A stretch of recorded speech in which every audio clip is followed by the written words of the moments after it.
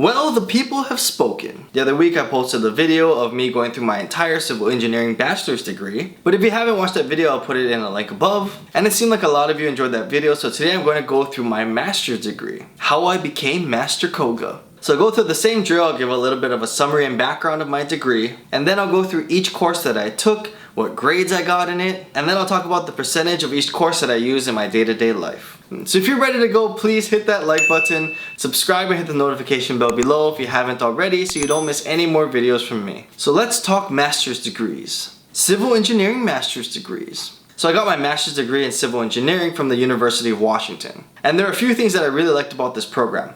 One, I didn't have to take the GRE. If you don't know what the GRE is, it's like the SAT, or it's just like a standardized test that a lot of schools make you take in order to get into their program. This civil engineering program that I joined with a focus in construction engineering didn't require it. It's awesome. And I hope that all of you out there can find a program very similar to that where you don't have to take the GRE. It's just another unnecessary test. I mean, you already got into college. You're probably relatively smart if you have a degree. There should be no reason why you need another test in order to get your master's degree. And then two, yes, it was an online master's degree. So I made another video that dives a little bit deeper into like having an online master's degree and going through that online program. But just as a real quick summary, I like the online program because it allowed me to work. It was a part-time program, so I was able to make money. My company did sponsor a little bit of my tuition. And again, I'm always a big proponent in saying that the experience that you gain in the industry will far outweigh any academic coursework. So in the 2 years that I took to get my master's degree, I got 2 years farther ahead in the industry. And then it was a construction engineering focused degree. So just a regular civil engineering master's degree that maybe would have focused more on design. This was more geared to the construction aspect, which made it really cool. So basically what I did, very similar to my undergraduate degree, UW is a quarter system, so I just took 1 to 2 classes a quarter and then I finished the whole degree in 2 years. So I would go into work. At the time, I'm pretty sure I was pulling like 60-hour-a-week minimums, and maybe just later on in the night or on Sundays, Saturdays, I would just review my coursework. The only thing very different about this program is that when I had to take my written tests, you had to go to a university and have a proctor like oversee you while you take the exam, which is a little bit of a different environment to just have a stranger look over you while you take your test, but I mean, overall, it was a really great experience for me. And I'll link to the program down in the description below if you want to check it out. Obviously, I'm not being paid by the University of Washington to say any of this. I just really enjoyed the program and I had a good time with it. Also, this program, in my opinion, was relatively cheap. For the whole degree, it was like $30,000. And that's another thing too, when you get your master's degree, I would suggest that you don't break the bank doing so, especially if you're not working and gaining experience in the process. But that's just a very brief overview of what that master's experience was like. If you have any further questions, feel free to comment below and I'll try to reply to you. And now, let's get into my coursework and grades. So autumn 2015, this was my first quarter. So I guess a little bit of a backstory. I was actually working for a different company when I first started this master's program. And they basically would have paid me like 4 times as much to do my master's program as my company that I'm currently with. So my actual original tactic was to stretch this out over 3 years, so I wasn't trying to overload my quarters. So I only took 1 class in my first quarter, and I was also trying to feel out the program and see how rigorous it would really be. But anyway, so we're in CEE 588, Energy, Infrastructure, and Environmental something. What does it say? Energy, Infrastructure, and Environment. So that was a class that dealt a lot with like big energy projects, you know, solar, wind, things like that. Not something that I really deal with in the building industry, so it wasn't super applicable to me, but it did focus on the construction aspects and how these projects are actually being done, new technology, and just strides in the industry. If you're in construction or you're building these types of projects, this can probably be a pretty applicable course for you. Not so much for me. I did learn a lot. So I would say probably about 5% of this maybe I'll use on my job, just so that it's general awareness of what's happening in the industry, but just not geared towards buildings, which I'm in. So I got a 3.8 in that class, not a bad start. So winter 2016, I took 2 classes. So one was CEE 594, Computer Aided Construction. Don't really remember this class. Maybe I gotta even look up this course description. Hold on here. Computerized construction, fundamentals of computer hardware, construction management software tools, web publishing, GPS applications, and construction data management. Okay, so I guess one thing that this course did teach me is that construction technology is pretty specific to the company that you're actually working for. So there were a couple things and certain programs that we were asked to download and use, and it was just kind of giving us a little bit of a taste of technology that we can use to, I guess, enhance our projects. This is kind of coming back to me now. This wasn't my favorite course, really. Kind of similar to like that coding class that I took in my undergrad that I just didn't really like at all. I think this was just a little too techy for me. I couldn't see how it could translate nicely to my job. So yeah, I'm sorry to say, but I would argue that 0% of this is what I use in my day-to-day job. I didn't do so bad in this class. I got a 3.7. So CEE 595, construction materials. So this was kind of just an expansion off of like your regular typical construction materials class, but it was more geared towards construction. I mean, there was some technical stuff in there, but it had a lot to do with how it's built, how it's transported, things like that. This was an awesome class. I would say maybe like 35 to 40%. We'll give it a 40% usefulness for what I actually use in my day-to-day job. It's not like I reference this material per se, but it is applicable. And I did pretty well in this class. I got a 3.9, so not so bad. And now we're into spring 2016. So CEE 592, and this was a statistics class. We have programs that we can run at our company that can pretty much give you all the data that you need. I was never a huge stats guy. I guess in terms of like really handwriting stats, I do like looking at analytics, like my YouTube analytics and things like that. And a fun fact, I actually plotted all of my like views and subscribers over time, and I made like an exponential curve and then integrated it to see when I would potentially hit like 1,000 subscribers back in the day. It was actually pretty accurate. But that's the kind of stuff that I like. I don't really like some of the other statistical distributions and things like that. But I didn't do too bad in that class either. Oh, I got a 4.0. But sorry. But yeah, I guess it wasn't that bad. But I don't know. Sorry, I don't remember anything from that class. I guess I did well, but 0%, I would say. Sorry class. So CM 580, temporary structures. This probably is the most useful class that I took in this whole program. So temporary structures, things like formwork, and I went through the whole design process of how you design formwork. So whether it's walls, slabs, your shoring, everything like that. In construction, especially buildings, it's kind of a big deal.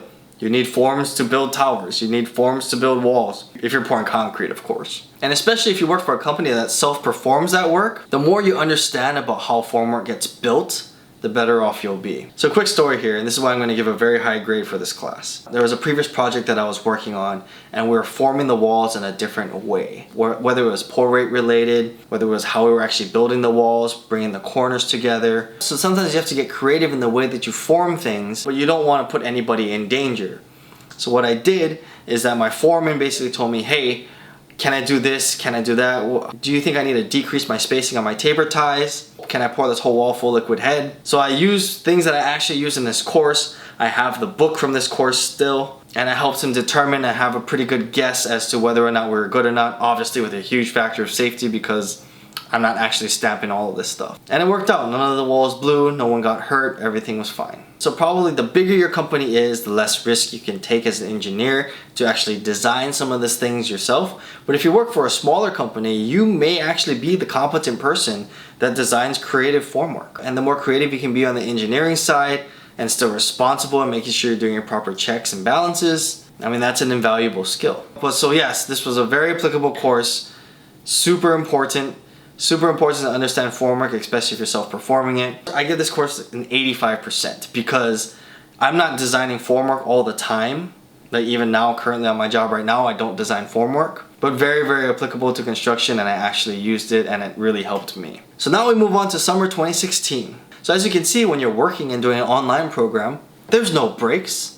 No such thing as a summer break. You just power through. So CM 582, heavy construction estimating. So this kind of gave you an idea of what estimators do, but more geared to the heavy construction side. So there were a lot of things like cut and fill calculations you had to do. You had to learn about equipment, how you have different values and how that's accounted for. So it was a pretty good introduction to estimating if you've never done it before. But again, I also know that estimating is pretty specific, or the way that you do estimating can be very specific to the company that you work for. And I don't work in heavy construction as well, so some of the tactics used in here I will probably never use. So I'll give this class maybe like a 25% in terms of usefulness, because there are some good estimating basics that are in this course.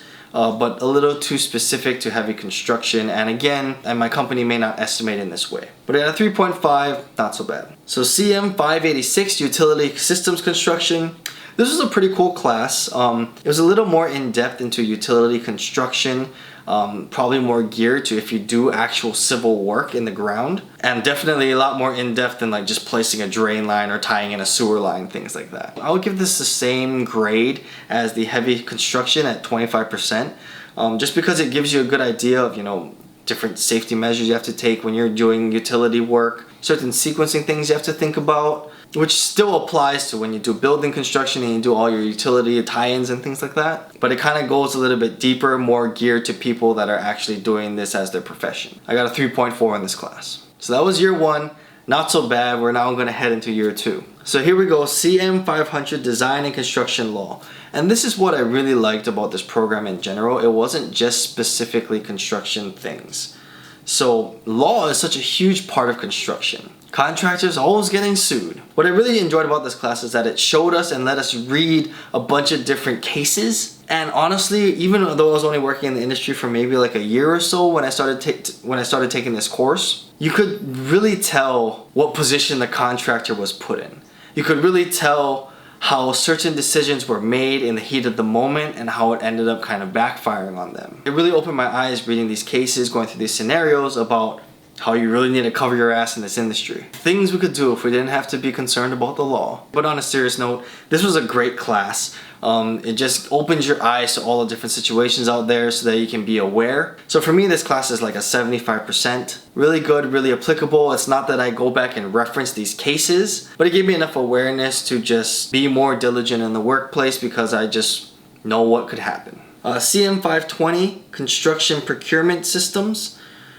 This sounds like a course that I should really know.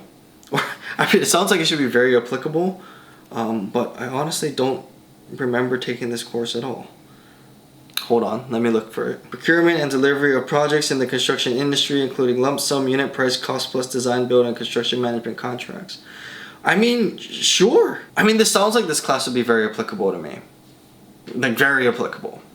I just don't remember it though. Gosh, this is tough because it just, on face value, it sounds like this would be so important for what I do. I mean, understanding the different ways to bid a job, lump sum, unit price, that's all the stuff that I deal with. So it sounds like this should be like in the 70s, but I don't remember this class. Sorry.